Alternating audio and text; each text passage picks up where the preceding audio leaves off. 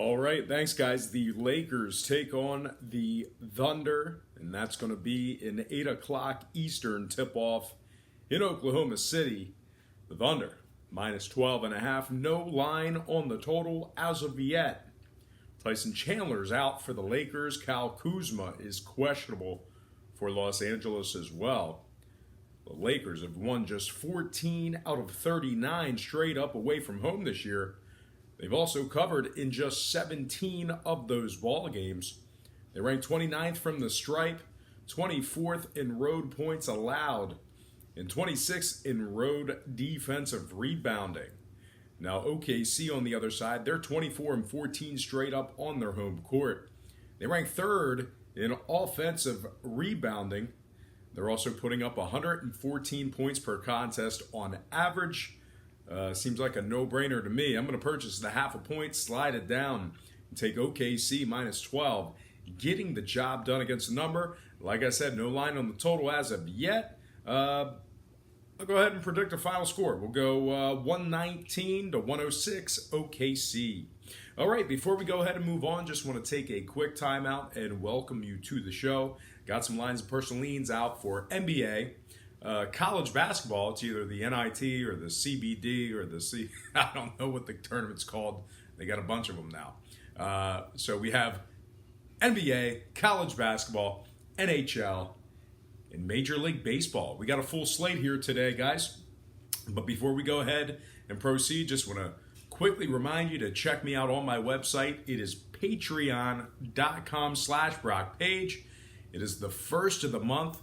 So if you subscribe today, you are getting absolute max value. The way Patreon works is when you subscribe, they bill you with a fee for subscribing, and then you get rebilled on the first of every month. So you are a fresh, clean slate right now, and you are getting max value if you sign up to one of those tiers. Just want to let you know, we only lost one game in Major League Baseball so far since the season started on Patreon. So you're certainly costing yourself some valuable information each and every day you're not subscribed. That's patreon.com/BrockPage.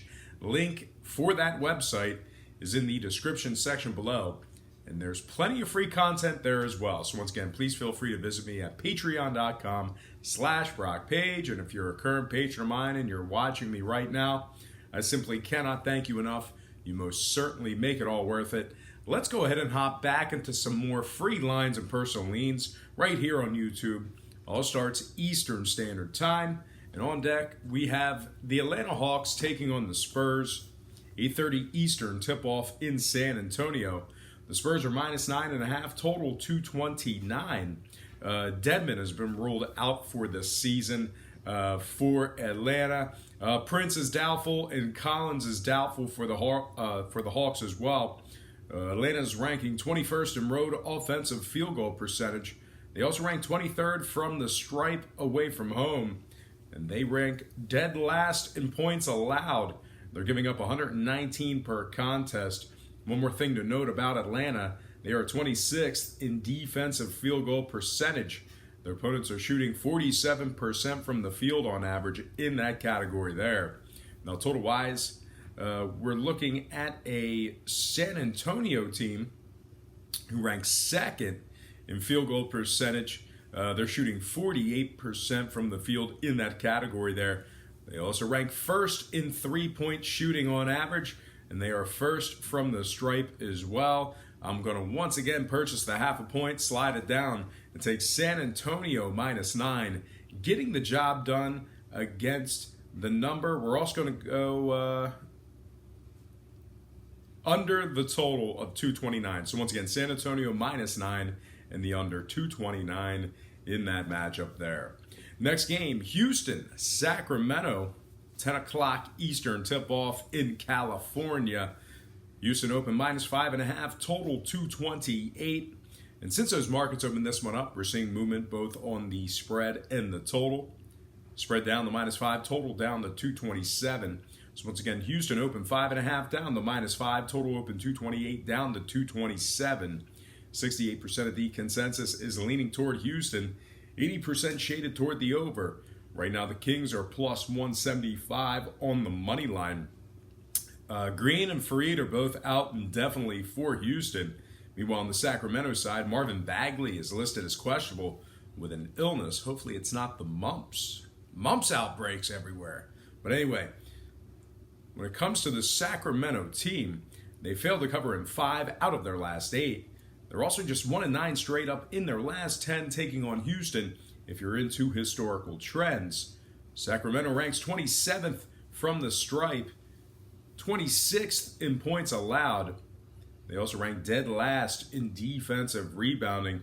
One more thing to add about the Kings, they rank 23rd in home points allowed, and they are dead last in home defensive rebounding. Now the Rockets on the other side, they're 6-4 against the spread in their last 10, taking on Sacramento. They're also 7-2 straight up in their last 9, 39-20 straight up as the favorite this year. Houston ranks 9th in the NBA from the stripe. They're also 1st in defending the 3-ball on the road and 7th in road points allowed. Now total-wise, Houston's 5-0 to the under in their last 5, 90% to the under in their last 10. Give me the Houston Rockets -5 and the under 227 in that matchup there. Next and final game for our NBA slate, it is going to be Denver Golden State, 10:30 Eastern tip-off in the Bay Area. The Warriors open 7.5, total 220.5. And since those markets opened that one up, we're seeing movement upward on both the spread and the total, -8 and 221.5. So once again, the Warriors open 7.5 up to 8. Total open 220 and a hook up to 221 and a hook. 64% are leaning Golden State, 77% shaded toward the over. Right now, the Nuggets are +300 on the money line.